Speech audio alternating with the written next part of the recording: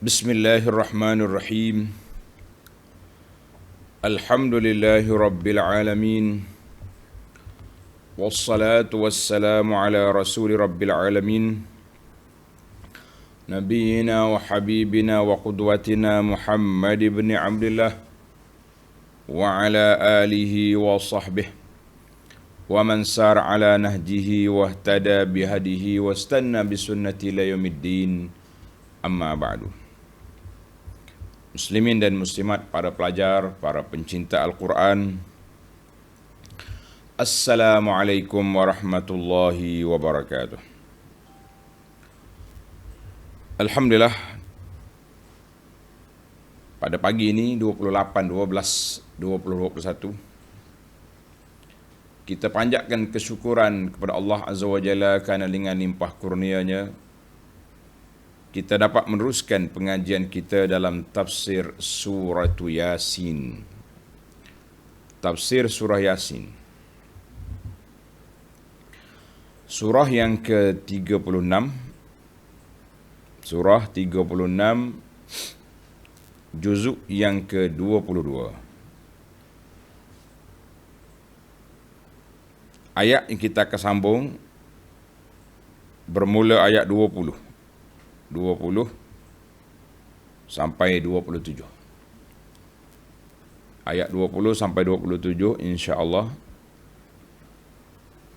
iaitu sambungan kisah 3 orang rasul yang dihantar kepada ashab al-qaryah. Ashab al-qaryah. Laki-laki ini Allah Ta'ala tak sebut. Ja'a min aqsal madinati rajulun, seorang laki-laki. Siapa nama dia? Tidak dikenali. Bahkan setengah ulama tafsir mengatakan dia panggil sahibu Yasin. Watak laki-laki pejuang dalam surah Yasin. Ada juga orang namakan dia dengan Habib bin Najjar. Kita kata wallahu alam. Allah kata rajulun. Boleh je Tuhan namakan. Macam ayat semalam jugalah. Allah tak sebut nama kampung, Allah tak sebut nama rasul. Ayat ini juga tidak disebut nama laki-laki ini. Waja min aqsal madinati rajulun. Alhamdulillah, Allah nak ajar kepada kita, nak didik hamba dia supaya berfikir, mengambil iktibar, jangan duk sibuk dengan benda kecil-kecil. Nama apa dia, tinggi ke rendah, nanti orang tanya pula dia ni hitam ke putih. Jadi panjang pula cerita. Ibrah tu yang penting. Baik para pelajar sekalian, kita mula dengan baca ayat. Bagi jemaah yang ada tafsir pimpinan Ar-Rahman, ayat kita ini duduk di muka surat 955. 955 ini tafsir edisi Jawi. Yang Rumi tuan-tuan cari nombor ayat. Ayat 20. Ayat 20.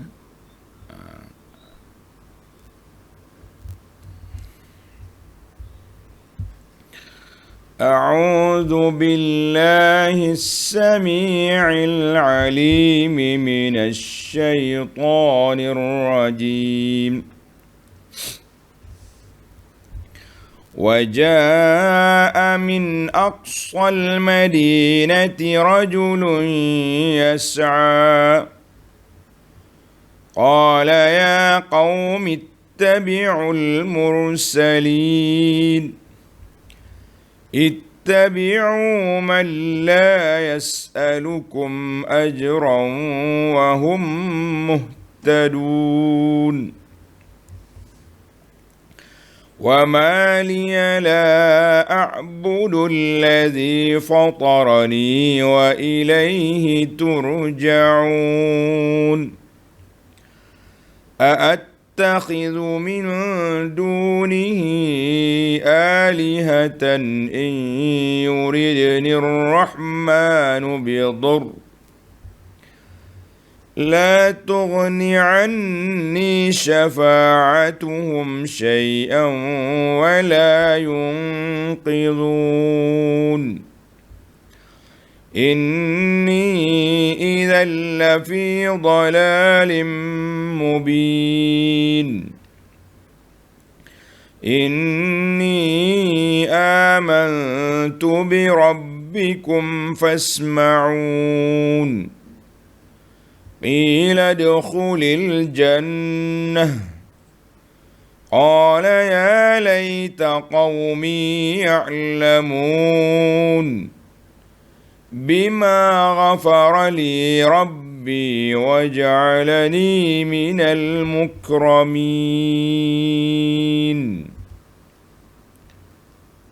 Biarlah kita setakat itu dulu.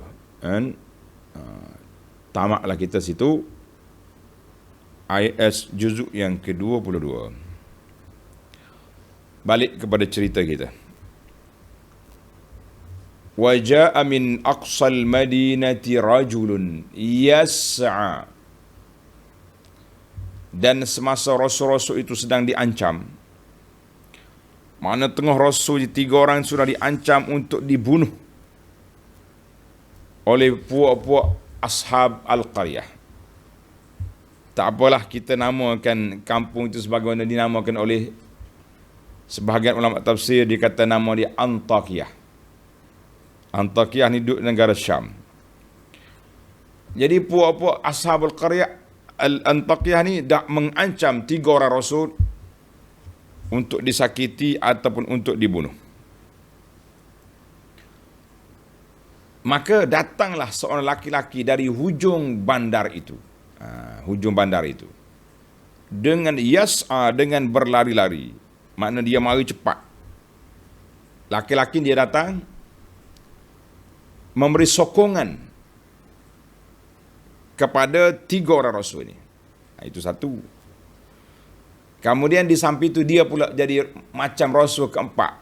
Dia bukan rasul, cuma dia menyokong rasul itu dengan menyatakan sebab-sebab kenapa dia beriman kepada 3 orang ini. Dakwah 3 orang Nabi, rasul ini. Dan di akhirnya dia menyatakan, mengiklankan keimanannya secara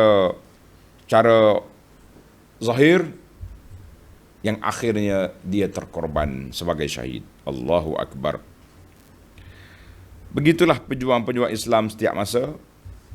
Setiap peringkat tu ada je orang yang isytiharkan Islam dia dan mereka akan dijatuhkan hukuman. Wa ja'a rajulun mu'min min tarafil Madinah. Allah kata min aqsal Madinah, ai min ab'adi maudhi, mana hujung bandar. Dia dengar orang cakap 3 orang rasul sedang diancam, dia berlari cepat. Sebab itu masalah perkara yang melibatkan kecemasan, bantuan tu kena segera, jangan slow-slow, kan?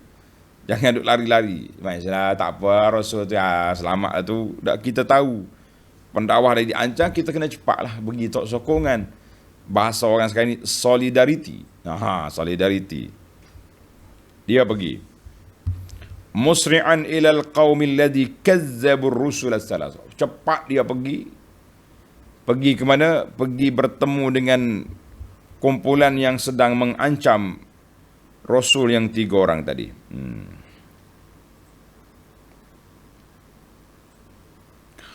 Mengikut Ibnu Jarir At-Tabari dalam tafsir, dia kata zalika anna ahlal Madinah, penduduk bandar itu sudah azamu wajtama'at ara'uhum ala qatli haula'i rusul. Jadi mereka dah putuskan, mana parlimen dia telah putus, 3 orang rasul ni tidak boleh dibiarkan, kita akan bunuh mereka. Allahu Akbar. Nak bunuh dah. Jadi bila sampai khabar kepada laki-laki ini, lantas dia berlari ke tempat tersebut. Bila sampai dia terus berdakwah. Qala ya qaumi ittabi'ul mursalin. Lalu dia memberi nasihat dengan berkata, wahai kaumku. Tengok. Ini bahasa pendakwah, tidak ada bahasa kasar-kasar, tidak ada. Wahai kaumku, turutlah rasul-rasul itu. Dia guna bahasa kaumku, anak-beranakku, keluargaku, bangsaku, mari ikut rasul ni. Jangan lawan. Jangan nak bunuh dia, kita kena ikut dia, bukan bunuh, ikut. Dia berdakwah dah lah. Ikutlah rasul yang telah diutus oleh Allah kepada kamu. Kenapa kamu mau lawan? Kenapa mau bunuh? Ayat 21. Ittabi'u man la yas'alukum ajran wa hum muhtadun. Turutlah orang-orang yang tidak meminta kepada kamu sesuatu balasan. Tak ada minta bayaran apa. Sedang mereka adalah orang-orang yang mendapat hidayah petunjuk. Ittabi'u, ikutlah mereka yang tak minta upah di atas dakwah ini. Tak ada minta upah. Dan mereka istiqamah di atas dakwah ini, sabitun, mustaqimun, alal haq, yang mereka dakwah kepada itu. Maka ikutlah. Mu ikut, fattabi'uhum tahtadu. Mu ikut, kamu dapat hidayah. Dapat rahmat daripada Allah Azza wa Jalla. Cepat dia mari. Kita ni pun para jemaah sekalian, kalau kita sudah dapat maklumat bahawa dakwah kita kena diancam, jangan diam. Kena nyatakan sokongan. Ini bakat dia belakang, orang panggil menikus. Tunduk kepala, sembunyi, tak mau dikaitkan. Sedangkan kita tahu benda tu betul. Kenapa tak mau dikaitkan? Payahlah masalah perjuangan ni, tidak semua orang berani. Berani pula, jangan berani orang panggil berani tolol. Kita kena berani mengikut SOP. Apa nak berani ikut SOP? Ikut saluran yang betul. Kan? Ni nak marah kepada orang yang tak setuju, guna perkataan kesat, perkataan bodoh tu tak biasa di mulut lah. Perkataan yang tak baik, jangan. Kita ajarlah cakap baik-baik. Kan? Cakap baik-baik. Tengok pendakwah rajul ni, dia kata, ya qaumi, kaumku. Maknanya berlembut dia tu. Talatuf. Ayat 22,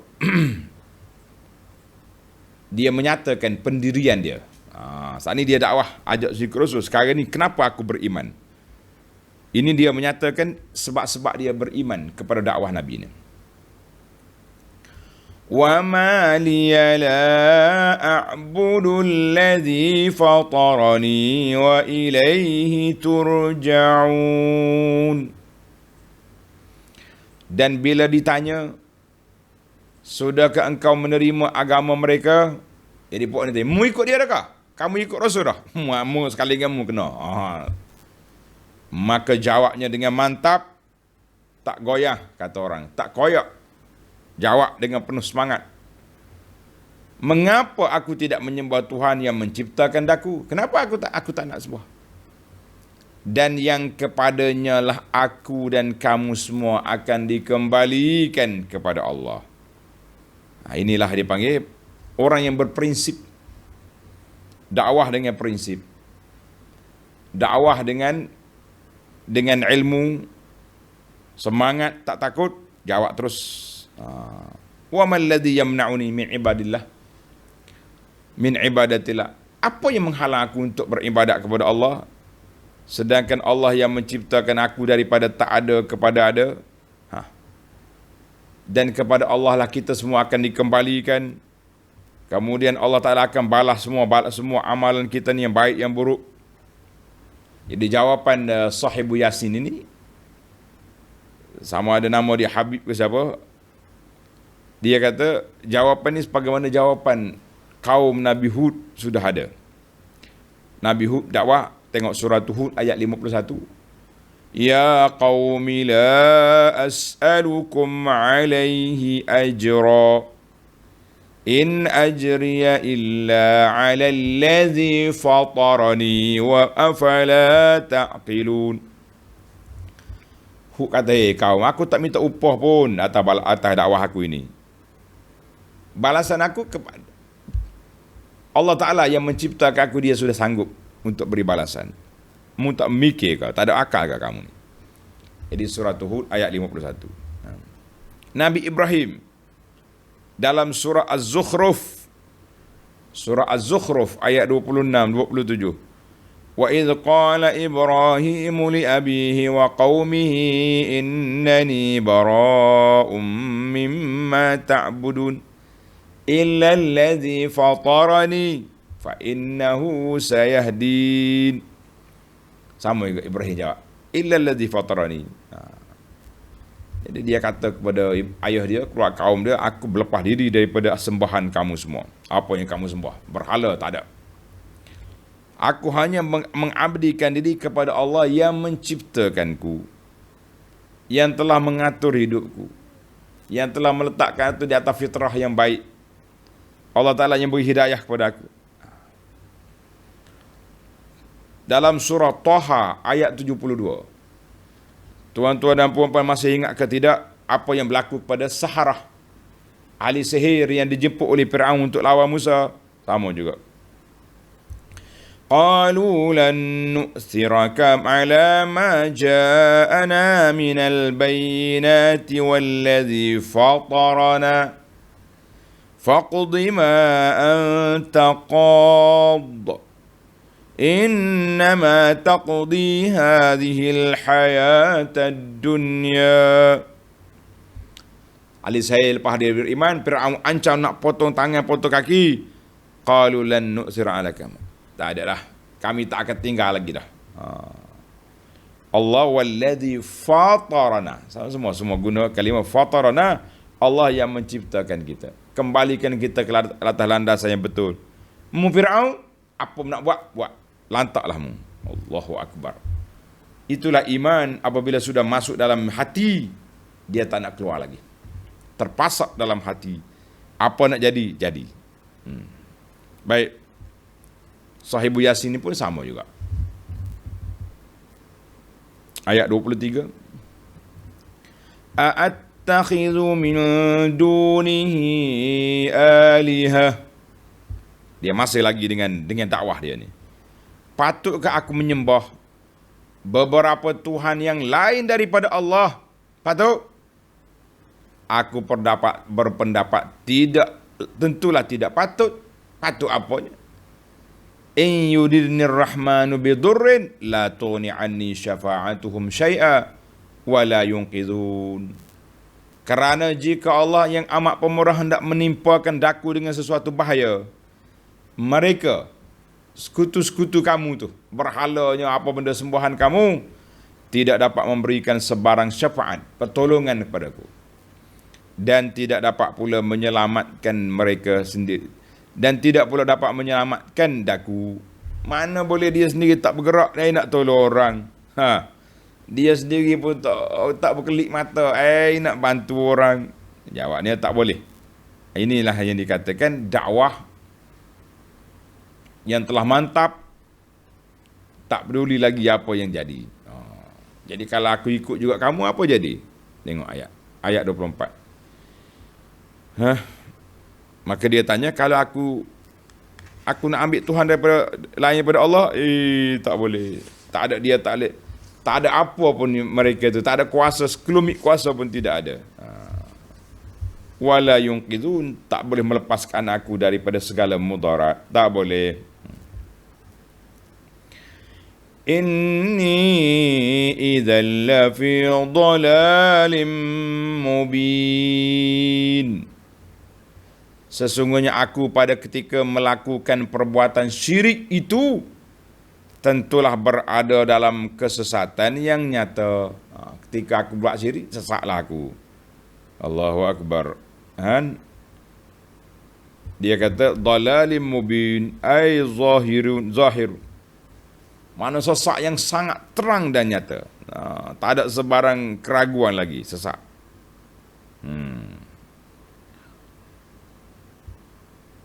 Ayat 25. Inni amantu bi rabbikum fasma'un. Habis dah dakwah dia. Dia sudah menyatakan pendirian dia. Sekarang dia nyatakan keimanan dia. Sesungguhnya aku telah beriman kepada Tuhan kamu, maka dengarlah nasihatku. Dia tahu dah ni. Dia mari ni atas dasar nak memberi sokongan kepada 3 orang rasul yang diancam, maknanya mu yang keempat. Puak-puak ni, puak kafir ni bukan main-main. Sembelih sungguh ni. Jadi aku telah beriman dengan Tuhan kamu, maka dengarlah nasihat aku. Jadi dia kata, kenapa dia guna amantu birabbikum, dengan Tuhan kamu. Khitab ni kepada siapa? Tengok. Kata di Ar-Razi kata, wujuh, ada beberapa pandangan. Ada yang mengatakan humul mursalun, amantu birabbikum, aku beriman dengan Tuhan kamu. Maknanya dia kata kepada Rasul, aku ni sama dengan kamu juga. Sama-sama beriman. Satu. Jadi bila orang nak bunuh Rasul, dia pun balik. Rasul, kita berempat sekarang ni. Amantu birabbikum fasma'u qawli washhadu li. Saksilah aku ni bersama dengan kamu. Manakala kita mati, kita lagi surga bersama. Yang kedua, dia balik, kata-kata dia dituju pada puak kafir. Humul kuffar ka'annahu lamma nasahahum wa ma nafa'ahum. Bila dia bagi nasihat, mereka ni tak peduli. Dia kata apa? Dia kata, aku beriman, fa ana amantu fasma'un. Aku beriman dah kepada Allah. Mendengarlah cakap aku. Marilah kita join sekali. Yang ketiga, birabbikum ayyuhas sami'una fasma'un. Umum. Dia tak tahu. Dia tak kata ke Nabi ke, dia kata ke puak-puak ni. Yang pentingnya dia telah mengisytiharkan keimanan dia kepada Allah Azza wa Jalla. Di 3 tu lebih kurang ya. Yang pentingnya kita nak maghza dianya, laki-laki ni telah mengisytiharkan keimanan dia kepada Allah Azza wa Jalla yang sangat mantap, yang tidak goyah, tidak bergoyang walaupun sedikit. Allahu Akbar. Baiklah, kita pergi kepada ayat 26. Qila dukhulil jannah. Allahu Akbar. Setelah ia mati, maknanya dia dijatuhkan hukuman bunuh juga. Mati dah dia. Lalu dikatakan kepadanya, malaikat berkata, udkhulil jannah, masuklah ke dalam syurga. Allahu Akbar. Bahagia dah dia, sekejap je.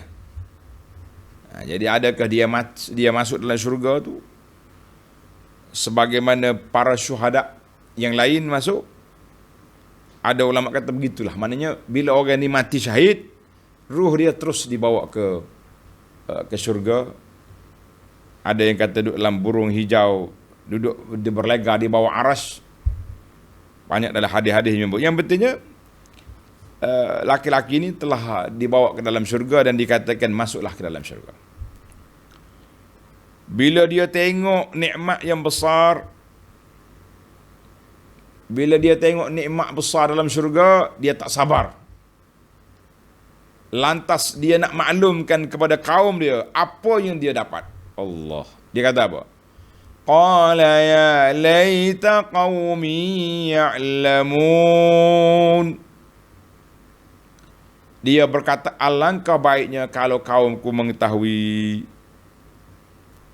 Kalau kaum aku tahu, aku sudah dapat keampunan Allah. Aku sudah berada di syurga, biarlah mereka ikut jejak langkah aku. Nak kata apa? Bima ghafara li rabbi. Kalaulah kaumku mengetahui tentang perkara yang menyebabkan aku diampunkan oleh Allah Tuhanku, sebab aku beriman. Waj'alani minal mukramin. Serta dijadikannya daku dari orang-orang yang dimuliakan. Mendapat nikmat yang begitu besar. Dapat nikmat yang banyak dalam syurga. Nikmat yang tak pernah ditengok oleh mata. Tak pernah dilihat oleh tak pernah didengar oleh telinga. Tak pernah terkhayal oleh hati. Itulah nikmat yang Allah Ta'ala anugerahkan kepadaku. Nak kata apa? Masya Allah, tabarakallah. Mati adalah sahibu Yasin telah syahid. Pada Rasul 3 orang juga tidak disebut di sini, wallahu alam. Pada zahir, pada siyakul ayat ni mati jugalah 4 orang ni. Begitulah lumrah, setiap perjuangan tu ada pengorbanan. Kalau tak ada pengorbanan, tak nama pejuang, nama relax-relax je. Jadi kita kena tahulah, bila kita kata kita ni berjuang menegakkan Islam, akan ada orang kafir yang menentang. Bila kita mengisytihar berjuang menegakkan sunnah, akan ada kumpulan yang menyokong amalan-amalan rekaan yang akan menentang. Begitulah lumrah kita ni, kita berlawan sentiasa. Yang kita naknya mencari keredaan Allah Azza wa Jalla, menghidupkan ajaran sunnah yang dibawa oleh Nabi sallallahu alaihi wasallam. Tamaklah pembentangan tafsir secara ringkas. Sekarang ni kita masuk ke Al-Fawaid At-Tarbawiyah. Beberapa faedah dari sudut pendidikan yang dapat kita kutip. Yang pertama, tengok ayat yang pertama dalam perbincangan kita ni. Waja'a rajulun min aqsal madinati. Datanglah seorang laki-laki dari hujung bandar. Yas'a, dengan berlari. Ayat ini kata di ulama tadabbur, tabsiratun lil mu'minin wa hidayatul lahum. Ayat ini memberi pencerahan kepada kita orang mukmin dan memberi pendidikan kepada kita supaya kita sentiasa menyampaikan nasihat, memberi nasihat. Siapa tu laki-laki ni datang bukannya berjalan, yas'a, berlari cepat untuk membela kebenaran dan untuk menyampaikan kebenaran. Sebab apa? Dia dengar orang penduduk bandar itu nak rejam 3 orang Rasul itu. Jadi dia bimbang, dia lari pergi. Tak takut mati ke? Tuan-tuan dan puan-puan, kita ni kalau kita sudah meletak diri kita sebagai pejuang, kita akan berani mati di atas landasan perjuangan. Saya tengok orang-orang yang berjuang ni, yang duk demonstrasi ni, biarlah tak kira atas landasan apa, sanggup dia lawan kerajaan, ditembak oleh dengan air FRU tu. Kena gas pemedih mata, mungkin kena tangkap lagi. Dia berani. Untuk apa dia begitu? Untuk apa? Konon-kononnya berprinsip membela keadilan, membela kepada pemimpin-pemimpin yang dizalimi, membela rakyat atas kenaikan harga barang, macam-macam belaan. Ini orang membela agama Allah. Kenapa tak takut mati? Kenapa takut pada mati? Allahu Akbar. Yang duduk di atas landasan tak tahu apa pun, orang kerah kita apa pergi, kena pemedih mata kita lari. Habis tu dia, kawan tu yang kita sokong dia lompat sana sini pula. Apa faedahnya? Ini perjuangan sudah pasti. Menegakkan agama Allah mempunyai pulangan yang besar. Jadi apa dia takut lagi? Yang kedua, waja'a min aqsal madinati. Bila datang seorang laki-laki pendakwah ini terus berkata, ya kaum, wahai kaumku, wahai bangsaku, wahai anak beranakku. Kata ulama tadabbur, dakwah ini yumbi'u an isfaq. Dakwah kita ni kena ada rasa kasihan belas, rasa kasih sayang. Sebab tu dia guna perkataan ya kaum, kaumku. Dia tak kata bahasa jenis puak gila tolong nak bunuh orang lah. Ya kaum, belembutnya dia. Kalau kita baca panggilan Nabi Ibrahim kepada ayah dia, lagi lembut. Ya abati, ya abati, ya abati. Wahai bapakku, ayahku, ayahandaku, Allah, abahku. Lembut sangat-sangat. Jadi kita pendakwah ni, nak dakwah orang jangan duk jekoh-jekoh, duk tengking, duk maki hamun lah. Itu bukan dakwah nama dia. Itu orang yang memaki orang.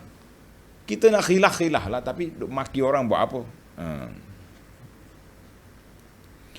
Yang ketiga, ittabi'u man la yas'alukum ajra. Ikutlah pendakwah yang tak minta upah. Ayat ini mengajar kepada kita yang bagi lid-da'iyah ilallah. Sepatutnya para pendakwah nak mengajak orang kepada Allah, naklah jangan duk nampak duit yang kita dapat. Kita mula dengan dakwah dulu, duit itu kemudian. Sebab itulah di antara kepincangan, bila orang ajak berdakwah, kita letak harga mahal-mahal. Oi, nak ajak bos saya ni, PA bercakap 1 jam 3,000, 1 jam 5,000. Sebab kita tak tahu dakwah kita ni berapa orang yang akan ikut nanti. Yang orang dengar ramai, ketawa terhegeh tersengih-sengih. Tapi yang betul-betul ikut sunnah yang kita ajar ni berapa orang? Tak tahu. Macam mana kita nak ambil bayaran? Kita tak boleh sama dengan restoran. Restoran orang masuk dia makan. Kita ni orang mari dengar tersengih. Tapi adakah dia terima? Belum tentu. Maka tak boleh. Tidak sepatutnya para pendakwah letak cas harga mahal-mahal. Tapi kalau setakat kita kata bagilah, dah, perjalanan kami ni dari sini 300 km. Kos perbelanjaannya tak kurang daripada RM200. Jadi lepas pada tu ikut awak lah nak bagi berapa pun. Terpulanglah. Dakwah kami ni free, cuma duit minyak kami minta. Setakat tu boleh. Ni tak minta direct. 1 jam 500. Kapal terbang duduk depan, belakang-belakang tak mau. Dan jangan lupa saya bawa pula isteri seorang. 2. Hotel, macam-macam dia punya permintaan. Banyak sangat. Tapi bolehlah jadi acara. Jadi kita tak boleh. Maka dalam kerja-kerja dakwah, kerja-kerja agama ni tak boleh letak harga. Kita kena letak sekadar yang diperlukan lah. Kalau kita tak ambil langsung, habis kita nak bergerak dengan apa? Kereta ada minyak. Pemandu-pemandu ada keluarga. Kita pun ada juga keluarga. Jadi kalau tak, kita tak nak pergi berdakwah. Kena ada timbang tara. Ambil yang diperlukan, tapi jangan terlalu minta siapa mereka membebankan dakwah ni. Kerana konon-kononnya kita begini hebat sangat. Itu yang ketiga. Yang keempat, ittabi'u man la yas'al ajr wa hum muhtadun. Ambil ayat, ekor ayat. Wa hum muhtadun. Mereka itu ada membawa hidayah, pimpinan, bimbingan. Dalam kalimah wa hum muhtadun, apa yang kita dapat? Yajibu ala man da'a ila Allah an yakuna ala basiratin wa ala ilmin. Wajib, menjadi kewajipan kepada para pendakwah berdakwah dengan ilmu, bukan berdakwah dengan emosi. Berdakwah dengan ilmu. Al-ilmu itu apa dia? Ma qala Allah wa qala Rasul. Ilmu itu apa yang disabdakan, apa ini yang diperman oleh Allah, yang disabdakan oleh Nabi sallallahu alaihi wasallam, itu nama dia ilmu.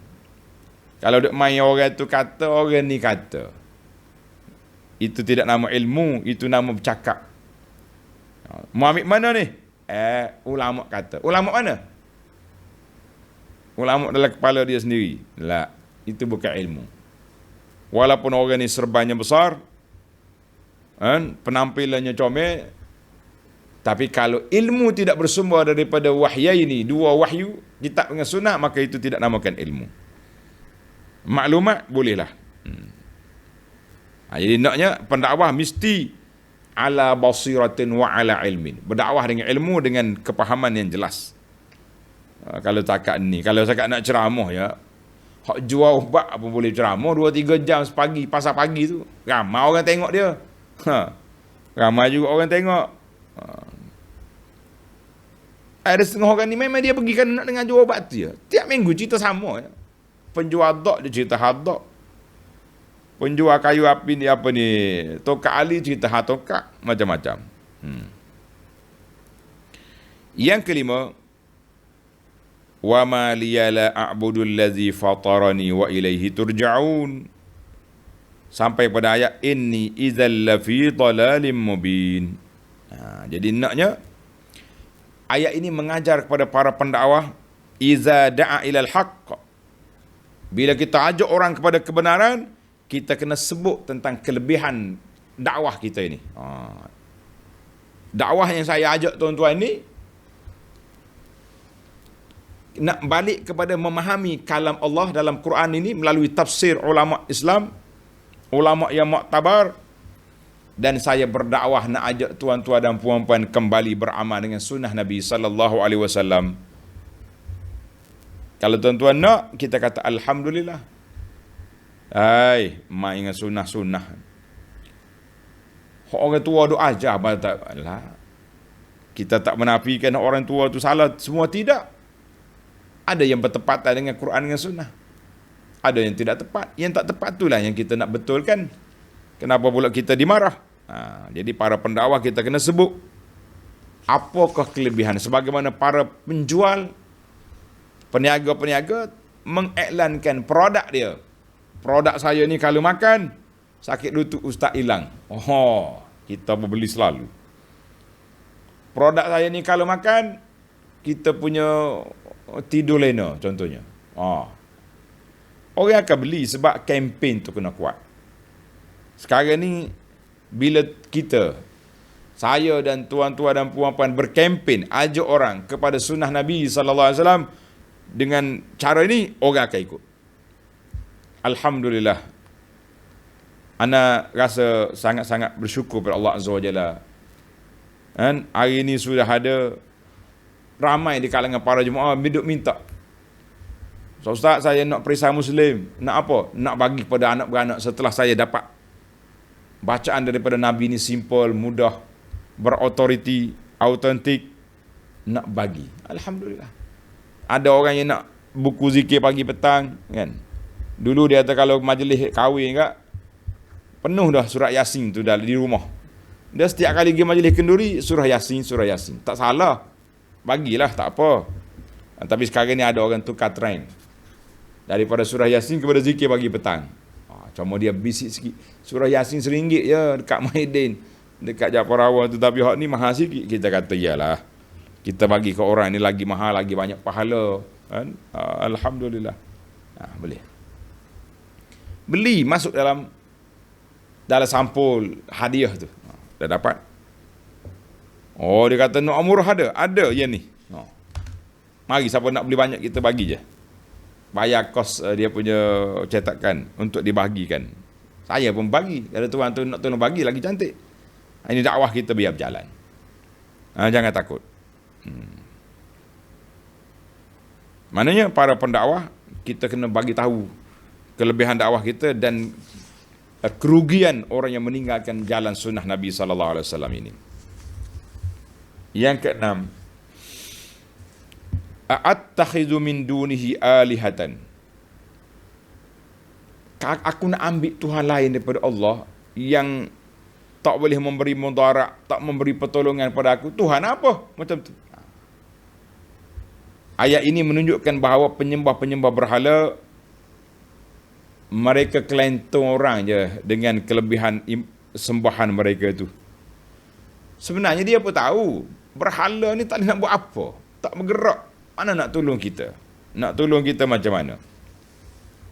Sebab itulah mereka kata syufa'a. Ini bukan Tuhan, ini perantara nak pergi kepada Tuhan. Itu je. Perantara nak sampai kepada Tuhan. Sebenarnya dia tak kata syufa'a, dia kata Tuhan. Jadi hari ini iblis dia mari. Itu untuk orang kafir, berhala sebagai perantara. Untuk orang Islam, dia ambil orang-orang yang sudah mati sebagai perantara. Kenapa? Allahu Akbar. Ana tengok satu dialog di antara orang kampung dengan seorang syekh.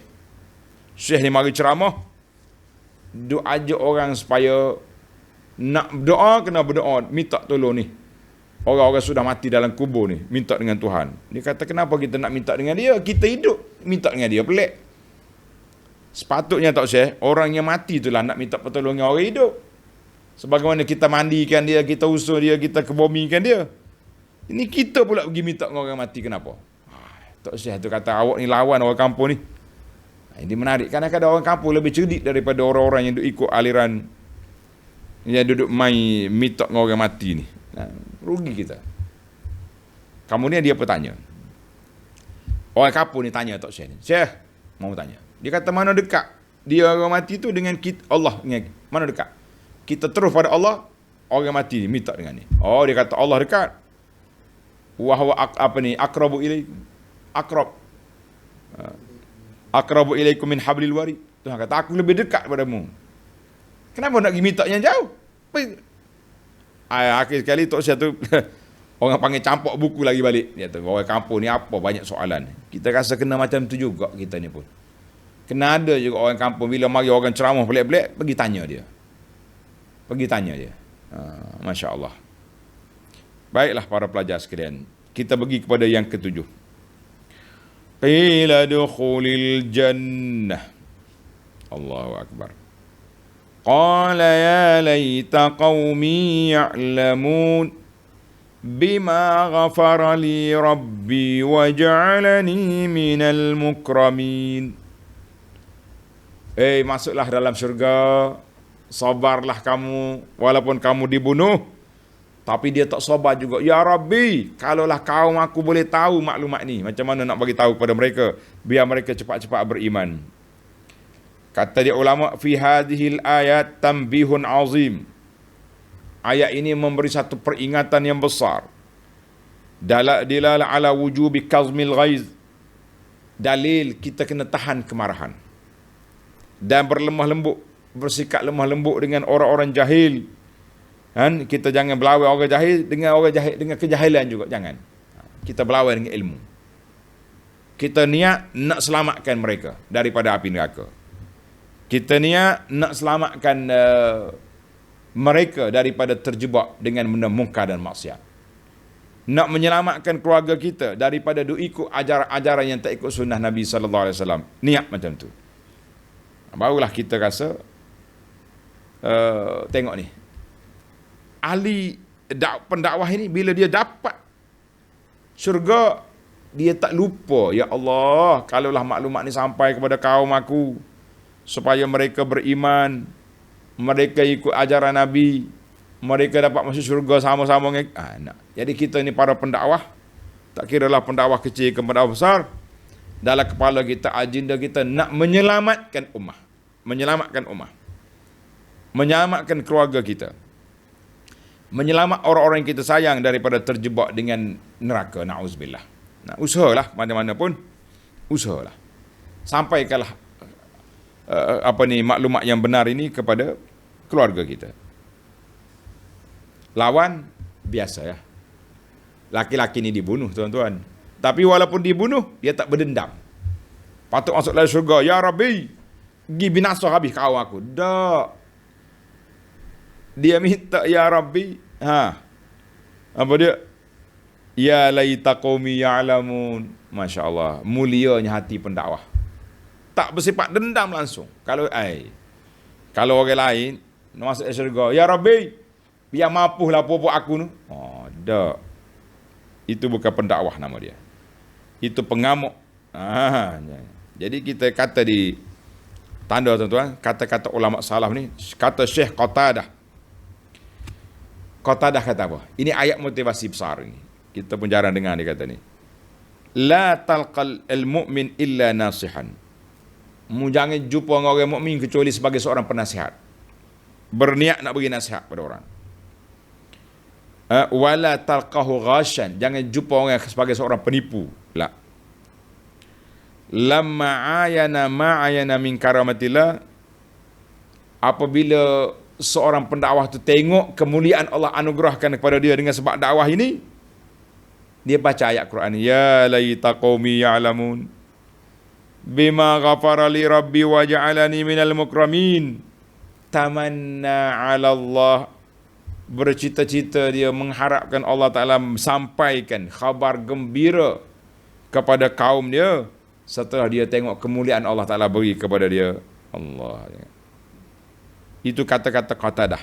Maknanya kita ni seorang mukmin mesti bersifat sebagai penasihat yang nak menyelamatkan manusia. Jangan kata, aku relax dah, keluarga kami semuanya sudah ikut Ahlus Sunnah wal Jamaah belaka. Kan? Hak lain biarnya mampu lah. Itu bukan pendakwah itu. Itu pendiayah. Itu pengamuk nama dia. Jangan main. Yang kesembilan, yang ke-8 wa ja'alani minal mukramin. Allah jadikan aku ini orang yang dimuliakan dengan syurga. Jawabnya, anna ikram Allah azza wa jalla yahtassu bihadzal rajul. Kemuliaan Allah Ta'ala bukan untuk laki-laki itu saja. Kemuliaan Allah Ta'ala kepada semua orang yang bekerja seperti dia. Berdakwah, mengajak manusia. Kita hari ini tuan-tuan dan puan-puan, bekerja ke tidak? Berusaha ke tidak? Sudah sampai ke tidak kepada telinga keluarga kita? Zikir-zikir yang maksud dari Nabi SAW sudah sampai? Sudah, alhamdulillah. Zikir lepas pagi petang sudah sampai ke tidak? Sampai, alhamdulillah. Zikir selepas solat yang maksud dari Nabi sudah sampai? Sudah, alhamdulillah. Itu dakwah cara kecil. Hak besar-besar nanti dulu. Biasa kita dengan zikir ni orang tak marah. Tapi jangan condemn yang dia punya. Kalau condemn yang dia punya tak boleh. Pijak ekor. Benda ni kalau pijak ekor dia jetak naik. Orang Kelantan kata jetak naik. Mana dia? Kita pijak ekor, kepala dia sup. Itu bahaya tu. Sebab tu ular orang tak pijak ekor, orang pegang kepala. Tengok kan dia punya orang-orang nak tangkap dia, dia mula pegang kepala. Dia akan jeruk di kepala. Sup. Bila boleh pegang kepala, yang lain tu okey. Jangan pijak ekor. Ini dakwah. Kerja dakwah. Jadi yang ke-9, wajah min aqsal madinati. Datang daripada akhir kampung. Di awal surah Yasin ayat 13, wadrib lahum masalan ashabal qaryah. Buatlah contoh bandingan kepada penduduk qaryah. Kata di ulama, qaryah ni asal perkataan sama dengan Madinah. Madinah nama qaryah. Tapi kalau kita hari ni kita belajar bahasa Arab lain. Madinah tu bandar, qaryah kampung. Tapi dalam Quran bila Tuhan sebut qaryah, bahawa qaryah tu dengan makna bandar.